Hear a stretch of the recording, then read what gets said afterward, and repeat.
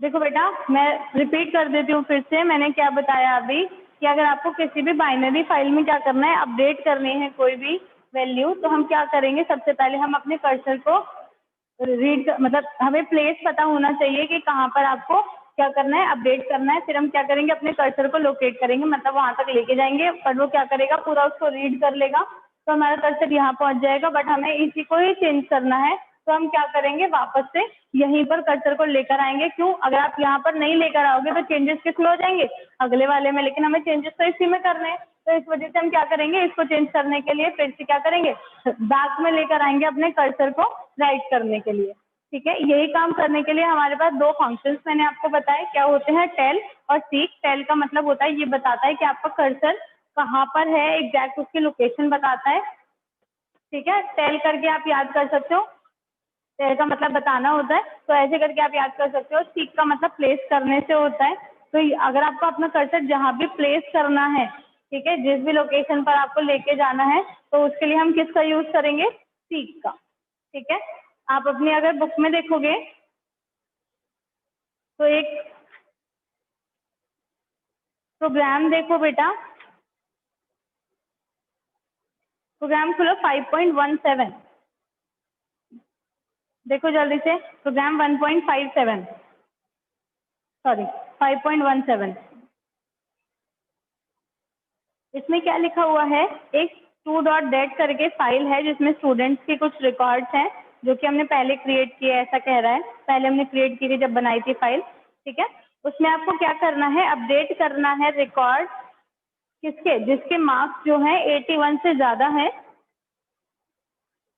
Sorry, उसको में क्या करना है, आपको 2 मार्क्स और ऐड करना, जिनके मार्क्स 81 से ज्यादा है उनके में क्या करना है, 2 मार्क्स ऐड करने हैं। तो देखो सिंपल सी बात है, देखो इन्होंने प्रोग्राम के अंदर अगर आप ध्यान दो तो इन्होंने क्या किया हुआ है, सबसे पहले आपको लोड और वो सब यूज करना है, तो इन्होंने पिकल को इम्पोर्ट कर लिया सबसे पहले, फिर डिक्शनरी बनाई है टू नाम से, ठीक है, फाउंड को कर दिया फॉल्स, अगर मिला ही नहीं हमें अपडेट करना है, जिसको सेम है सर्चिंग की तरह, थोड़ा थोड़ा बस आपको अपडेट वाले में चेंजेस करने होंगे, सर्चिंग वाले में सर्चिंग वाला प्रोसीजर अपनाना था, इसमें ये वाला लगाना है। ठीक है, उसके बाद देखो इन्होंने क्या किया, फाइल ओपन किया, रीड करनी है तो फाइल ओपन करेंगे सबसे पहले। ठीक है, उसके बाद इन्होंने व्हाइल ट्रू, जब तक, सबसे पहले देखो हमने क्या किया,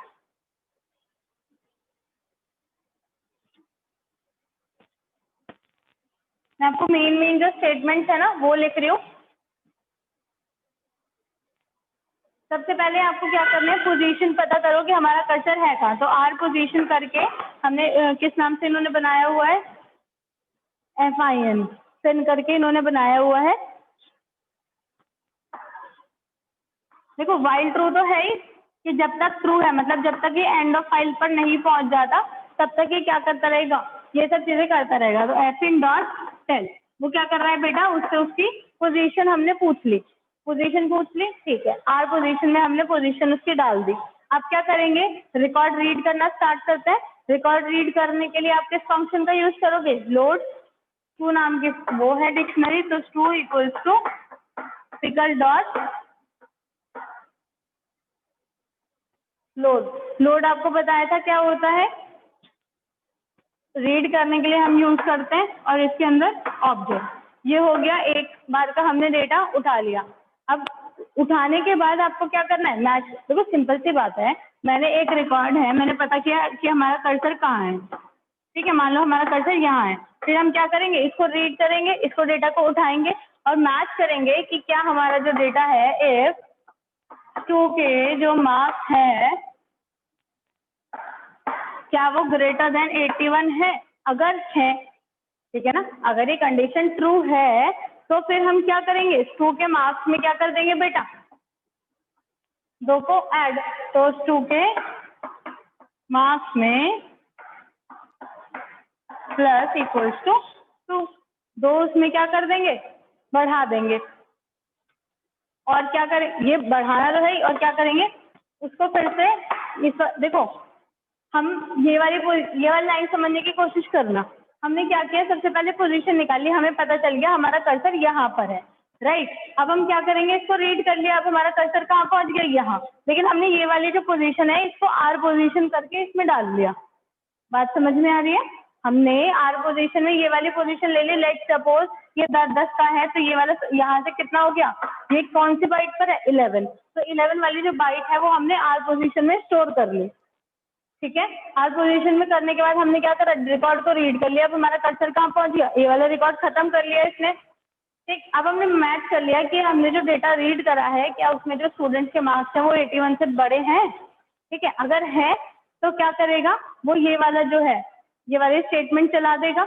ये वाला स्टेटमेंट चलाने के बाद हमें क्या करना है, अभी चलेगा नहीं ये वाला स्टेटमेंट, सिर्फ अभी मैचिंग हो रही है। ठीक है, चलेगा कब, जब हम इसको वापस से पोजीशन यहाँ पर ला देंगे, और यहाँ पर लाने के लिए हमने वैल्यू कहाँ से उठा लेंगे, आर पोजीशन से। बात समझ में आ रही है ना। तो हम क्या करेंगे, इसको प्लेस करेंगे, कर्सर को प्लेस करने के लिए किसका यूज करेंगे, FN डॉट सी, और कौन सी पोजीशन पे, आर पोजीशन। इसको पहले प्लेस कर देंगे और ये क्या कर देगा, उसको फिर से हमारा काम कर देगा। अब पोजीशन पे हमने पहुंचा दिया, अब क्या करेंगे, राइट। राइट कौन सा फंक्शन के थ्रू करते हैं, डंप के थ्रू। ठीक है, तो पिकल डॉट डंप, डंप में क्या लिखते हैं सबसे पहले, ऑफसेट। ठीक है, ऑफसेट आप मतलब चेंजेस किसमें करना है आपने, वो है टू, और फिर क्या लिखेंगे, ऑब्जेक्ट। ऑब्जेक्ट क्या है, बात समझ में आई, ये मेन लाइन है। इसके बाद अगर मिल जाता है तो ट्रू कर देगा, नहीं मिलता तो नो रिकॉर्ड फाउंड और ये सब करके खत्म कर देगा। ये जो लाइन है यहाँ से यहाँ तक कि ये सारा अपडेट कर रही है। ठीक है, बात समझ में आ रही है ना कैसे, मैं एक बार फिर से रिपीट कर देती हूँ। हम क्या कर रहे हैं, सबसे पहले हमने क्या करी, पोजीशन निकाली है ये वाली। देखो वाइल ट्रू से ये तो ट्रू का मतलब ये है कि यहाँ पर ये तब तक काम करता रहेगा, ये वाले स्टेटमेंट तब तक काम करते रहेंगे जब तक वो एंड ऑफ फाइल पर नहीं पहुंच जाएगा। ठीक है, उसके बाद सबसे पहले हमने क्या करा, इसकी पोजीशन निकाल ली। हर किसी की निकालता जाएगा वो, बस हमें रिकॉर्ड करना है इसलिए मैं इसकी बात कर रही हूँ, अदरवाइज पहले इसकी निकालेगा, फिर इसकी निकालेगा, फिर इसकी सारे रिकॉर्ड की पोजीशन हमने किसके थ्रू निकाली, आर पोजीशन के थ्रू। ठीक है, ये पोजीशन बता देगा, ये पोजीशन बताने के लिए हमने आर पोजीशन में स्टोर कर लिया। ये हमने ऐसा काम क्यों किया है, क्योंकि अगर आप ये वाली पोजीशन अगर आप रिकॉर्ड नहीं करोगे, स्टार्टिंग वाली पोजीशन अगर आप रिकॉर्ड नहीं करोगे तो फिर वापस से कैसे आओगे इस पोजीशन पे। मैंने बताया था ना आपको, इस पोजीशन पे वापस से आना होगा। किस लिए आना होगा, क्योंकि हमें जरूरी है कि हम उसी वाले को राइट करें, उसी वाले पर राइट करें, अगले वाले पर हम गलती से राइट ना करें। तो ये वाली पोजीशन भी होनी चाहिए। तो ये वाली पोजीशन हमने किसके थ्रू निकाल ली, टेल के थ्रू, और आर पोजीशन में इसको करा लिया स्टोर। अब क्या करा, रीड करा डेटा। ठीक है, पहले हमने ये वाला इसको स्टोर कर लिया, रीड करा। अगर यहाँ पर जो मार्क्स है 81 से बड़े हैं तो हमें उनके साथ क्या करना है, उनमें 2 प्लस करना है। हमने क्या करा, हमें ये तो समझ में आ गया क्या करना है। अब क्या करेंगे, कर्सर को प्लेस। तो कर्सर को प्लेस करने के लिए वापस से यहाँ ले आएंगे। प्लेस करने के बाद उस पोजीशन में आ गया, ठीक है, अपनी सही जगह पर। और अब क्या कर देंगे, उस पर राइट। कोई दिक्कत यहाँ तक,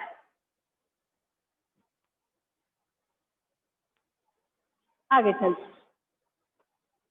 नेक्स्ट वाला प्रोग्राम अगर आप देखोगे, इसी का बी पार्ट करके दिया हुआ है। एक तो ये कह रहा है डिस्प्ले करना। डिस्प्ले तो हम कर ही चुके हैं, कुछ नहीं है, जो भी फाइल है उसको रीड करो और शो कर दो, डिस्प्ले, इसमें कुछ नहीं है। अच्छा, अब एक और इन्होंने प्रोग्राम बनाया हुआ है 5.18। इसमें इन्होंने क्या किया हुआ है, write a program to modify the name of roll number 12 as Gurnam in the file sudo.dat। जिसका रोल नंबर 12 है उसका क्या करना है, जो कि हमने पहले बनाया है उसमें sudo.dat में उसका नाम क्या करना है, गुरनम। बिल्कुल सेम प्रोसीजर। सबसे पहले क्या करेंगे, ये वाली फाइल बनाएंगे, डिक्शनरी, वो सब तो कॉमन ही चीजें हैं, वो सब तो करेंगे ही। ठीक है ना, बस आपको मेन चीज क्या करना है यहाँ पर, बस मेन चीज यहाँ पे चेंज करनी है। क्या, जिसका रोल नंबर जो भी बना हुआ होगा वेरिएबल, जिसका रोल नंबर क्या है, इक्वल्स टू 12 ही था ना। ठीक है, वहां पर क्या करेंगे, उसके नेम में sudo.name में हम उसका नाम क्या कर देंगे, गुरनम।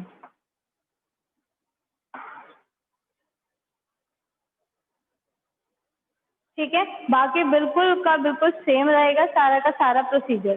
केवल जो चेंजेस होंगे वो केवल और केवल इन 2 लाइंस में होंगे, बाकी कहीं कोई चेंज नहीं होएगा अपडेट करने में। जहाँ मैचिंग करनी है, जिस अकॉर्डिंग आपको मैच करना है वो, और उस मैचिंग के अकॉर्डिंग क्या चेंजेस करने हैं वो उसकी नेक्स्ट लाइन में। बात समझ में आ रही है? This is the complete updating procedure.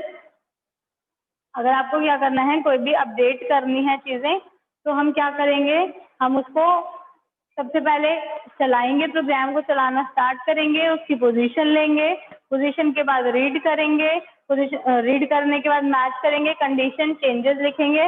अगर वो कंडीशन मैच हो जाती है तो क्या करेंगे, उस वाले को वापस से रीपोजिशन करेंगे और उस पर क्या कर देंगे, राइट। ठीक है, उसके बाद लास्ट में 5.7 जहाँ से स्टार्ट हो रहा है टॉपिक, उससे पहले इन्होंने 2 मॉड्यूल दिए हुए हैं, पिकल डॉट पिकलिंग एरर और मतलब अनपिकलिंग एरर और पिकलिंग एरर। इसका स्क्रीनशॉट ले लो, और तो बुक में है बट ठीक है, आपको अगर चाहिए तो।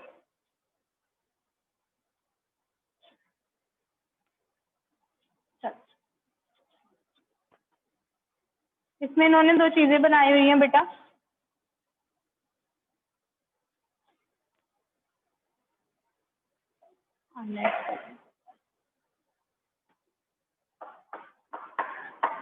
पिकल डॉट तो इसलिए लिख रहे हैं क्योंकि ये इसका क्या है, पैकेज है। उसके बाद क्या करेंगे, पिकलिंग एरर होता है एक होता है अनपिकलिंग एरर।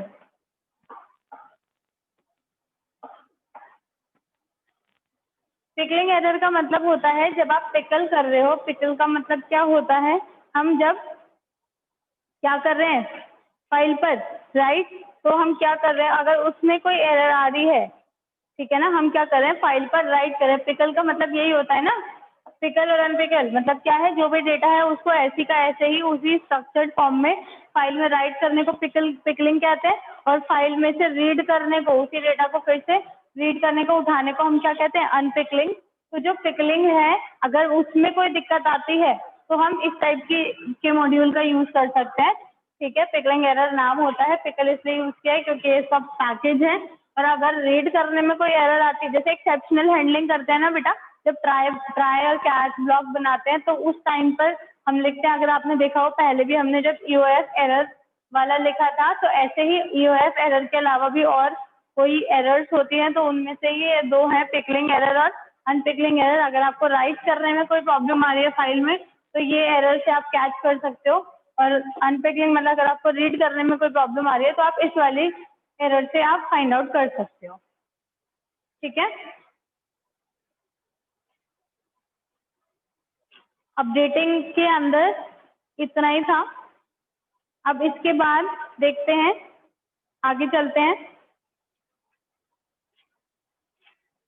इसके बाद आती है CSV फाइल्स।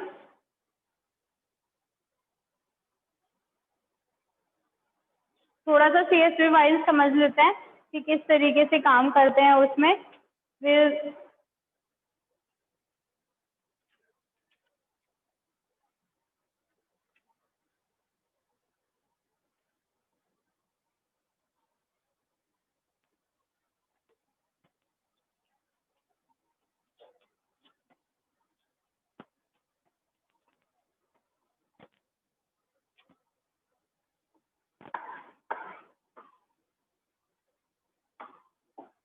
मैंने आपको जब स्टार्ट किया था चैप्टर तब आपको बताया था 2 टाइप की फाइल होती हैं, CSV file, comma separated value file, और TSV मतलब tab separated CSV, tab separated values और कॉमा सेपरेटेड वैल्यूज। मतलब इसमें जो वैल्यू स्टोर्ड होगी उसमें क्या होगा, हर वैल्यू के बीच में क्या होंगे, कॉमर्स, और इसमें क्या होगा, हर वैल्यू के बीच में टैब। टैब मतलब ऐसे एरो नहीं दिखाई देगा, टैब मतलब स्पेस की बात करें, आपको क्या दिखाई देगा बेटा, स्पेस। ठीक है, इसमें जो हमारा डेटा होता है उसमें क्या होता है, वो टैब्यूलर फॉर्म में होता है स्टोर्ड। ठीक है, इसमें बिल्कुल जैसे आप ये मानो as in the form of tables ही काम करता है, टैब्यूलर फॉर्म में डेटा होता है हमारा।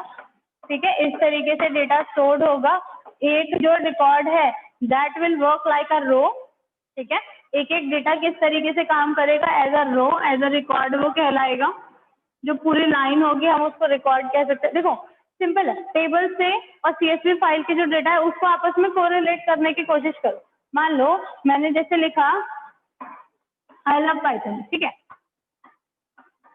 तो ये कॉमा से लिखा जाएगा, इनके बीच में कॉमा होगा। कॉमा का मतलब क्या है कि वो अलग अलग, ये अलग अलग फॉर्म, इसमें फॉर्म में स्टोर हो जाएगा ऐसे, ये अलग रो में, मतलब अलग कॉलम में, ये अलग कॉलम में, ये अलग कॉलम में, ऐसे ऐसे करके क्या होगा, ये स्टोर हो जाएगा। तो इस तरीके से हम, और ये पूरा ऐसे करके मान लो और भी लाइन्स है और कॉलम्स है, ऐसे करके पूरा एक टेबल की फॉर्म में हम इसको स्टोर कर सकते। हम क्या मतलब पाइथन इसको ऑलरेडी स्टोर करता है इस फॉर्मेट में। तो क्या है ये वाला, ये क्या बन जाएगा, अगर हम पूरा एक साथ देखें ये पूरा लाइन, ठीक है, तो ये क्या हम इसको कह सकते हैं, रो है ना, हम इसको क्या कह सकते हैं, रिकॉर्ड। तो इसमें जो हमारा डेटा होता है वो किस फॉर्मेट में स्टोर होता है बेटा, टैब्यूलर फॉर्म में। ये मेन चीजें ध्यान रखना है। इसका पैकेज होता है, इसके पैकेज को इंपोर्ट करने का बिल्कुल सेम प्रोसीजर जैसे बाकी भी करते हैं। कैसे करते हैं, आपको क्या लिखना होगा, इम्पोर्ट CSV। अगर आप ऐसे लिखोगे तो जितने भी इसके अंदर के फंक्शंस होंगे आप उनको यूज कर सकते हो CSV के थ्रू। ठीक है, इसमें बस जैसे हम पहले वाली फाइल्स में क्या यूज करते थे, टेक्स्ट फाइल्स के लिए हम TXT यूज कर लेते थे, .txt, ठीक है। बाइनरी फाइल्स के लिए हम क्या यूज करते हैं, .dat। ऐसे ही जो CSV फाइल्स होती है उनके लिए हम यूज करते हैं .csv। मतलब अगर आपको कोई फाइल ओपन करनी है, जैसे आपको मान लो कोई भी फाइल है, ABC मान लेते हैं, ठीक है, फाइल 1 इक्वल्स टू ओपन करनी है आप, ये तो ऑब्जेक्ट है, ठीक है, ओपन कैसे लिखते हैं, ABC, तो यहाँ लिखेंगे .csv, जिस भी मोड में खोलना है, W तो W, R तो R, ठीक है। मोड्स इसके वही रहेंगे, W और R बिल्कुल टेक्स्ट वाले, ठीक है। और अगर आपको फाइल क्लोज करनी है उसका भी बिल्कुल सेम प्रोसीजर होता है। फाइल क्लोज करने का आपको क्या लिखना होगा, जैसे जैसे नॉर्मल फाइल्स हम क्लोज कर रहे थे तो क्या लिखते थे, ऑब्जेक्ट का नाम डॉट क्लोज, तो बिल्कुल सेम प्रोसीजर से हम क्या करेंगे, फाइल 1 डॉट क्लोज, ऐसे करके ये हो जाएगी क्लोज। ठीक है, इतना समझ में आया। अगर आपको CSV फाइल्स में फिर से रिपीट कर देती हूँ, CSV फाइल्स क्या होती हैं, ये कॉमा सेपरेटेड वैल्यू फाइल्स होती हैं। मतलब इसमें जो भी होगा स्टोर, मान लो आपने कुछ भी लिखा है, जैसे आई लव पाइथन ऐसे करके आपने लिखा है, तो इन हर किसी के बीच में क्या होगा, कॉमा, हर वैल्यू के बीच में कॉमा होगा इसमें, ठीक है। और ये जो डेटा होता है ये किस फॉर्मेट में स्टोर होता है, ये टैबुलर फॉर्म में स्टोर होता है। इसमें हर जो वैल्यू है वो इस तरीके से ऐसे स्टोर होगी। हर एक रिकॉर्ड, जो हर एक जो लाइन है वो आपको, आप उसको क्या कह सकते हो, आपको उसको कहीं कहीं लिखा मिलेगा रिकॉर्ड, रो भी आप कह सकते हो, और हर वैल्यू अपने आप में इंडिविजुअल की तरह आप ट्रीट कर सकते हो। इसमें आपको एक वर्ड मिलेगा बेटा, डिलिमिटर, ठीक है। मतलब डीलिमिट का मतलब डिमिलिटर, उसके बाद क्या होता है, डीलिमिट का मतलब क्या होता है कि आपकी जो वैल्यू है, अगर आपको मान लो देखना है तो इस वाली वैल्यू को, ये जो वैल्यू है इसको आपने किससे डीलिमिट कर दिया, किस, इसकी लिमिट आपने कैसे बना दी, कॉमा के थ्रू। तो इसमें जो डीलिमिटर होता है वो कौन होता है, कॉमा, ठीक है। इसमें भी हम रीड राइट दोनों चीजें कर सकते हैं। अब इसका जो एक्सटेंशन होता है वो क्या होता है, .csv। आपको कोई भी फाइल ओपन करनी है, अभी तक हम टेक्स्ट या बाइनरी में .txt या .dat लिखते थे, अब हम क्या लिखेंगे इसको, .csv, ठीक है। बात समझ में आ गई। उसके बाद मैंने आपको इसको क्लोज करना बताया। क्लोज करने का बिल्कुल सेम प्रोसीजर है, कुछ नया नहीं करना आपको, बिल्कुल सेम फाइल 1 जो भी ऑब्जेक्ट का नाम है और डॉट क्लोज करके हम इसको क्या कर देंगे बेटा, क्लोज, ठीक है। उसके बाद आती है, इसके अंदर एक न्यू लाइन होता है, हर किसी के अंदर ही होता है न्यू लाइन, हम पढ़ते भी हैं, जैसे स्लैश एन होता है।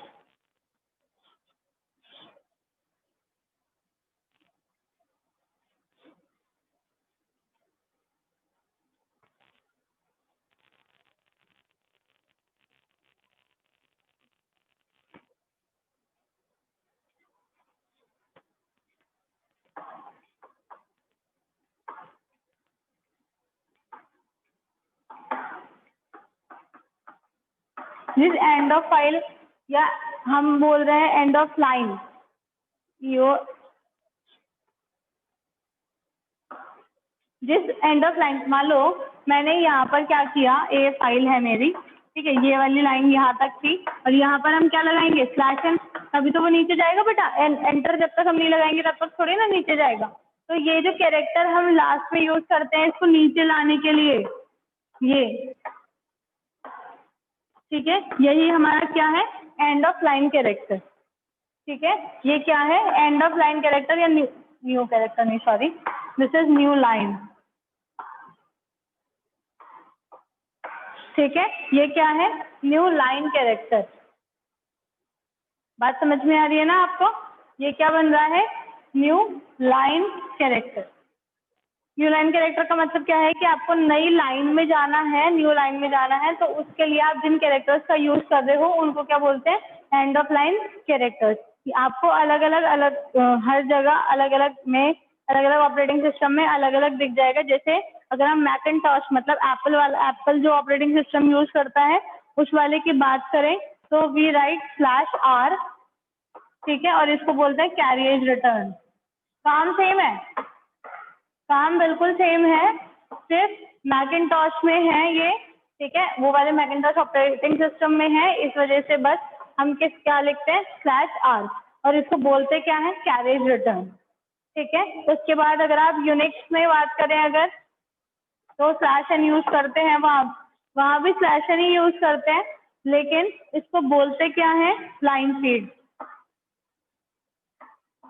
मैं फिर रिपीट कर रही हूँ, काम सबका बिल्कुल सेम है, only the difference is of operating system. अलग अलग ऑपरेटिंग सिस्टम में अलग अलग कैरेक्टर्स का यूज है और अलग अलग उनके मीनिंग, मतलब अलग अलग उनके वर्ड्स हैं। ऐसे ही अगर हम MS-DOS मतलब डिस्क ऑपरेटिंग सिस्टम या विंडोज या ऑपरेटिंग सिस्टम OS में बात करें तो फिर हम उसको क्या कहते हैं, वहाँ पर भी हम /n या /R का यूज करते हैं। ठीक है, जितने भी विंडोज वगैरह के सारे हैं उसको क्या बोलते हैं यहाँ पर, लेकिन हम बोलते क्या है इसको, हम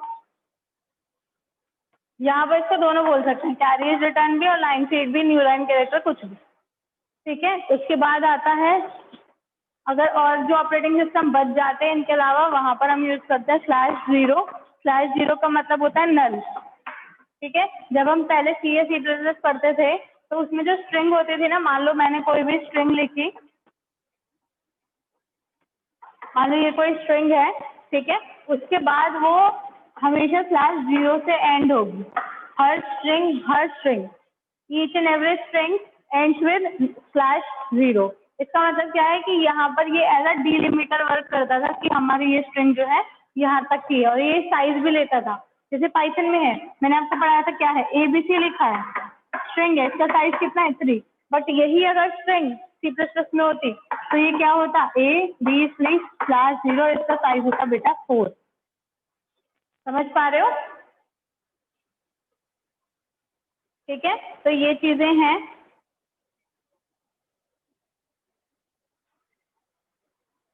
बात समझ में आ गई ना?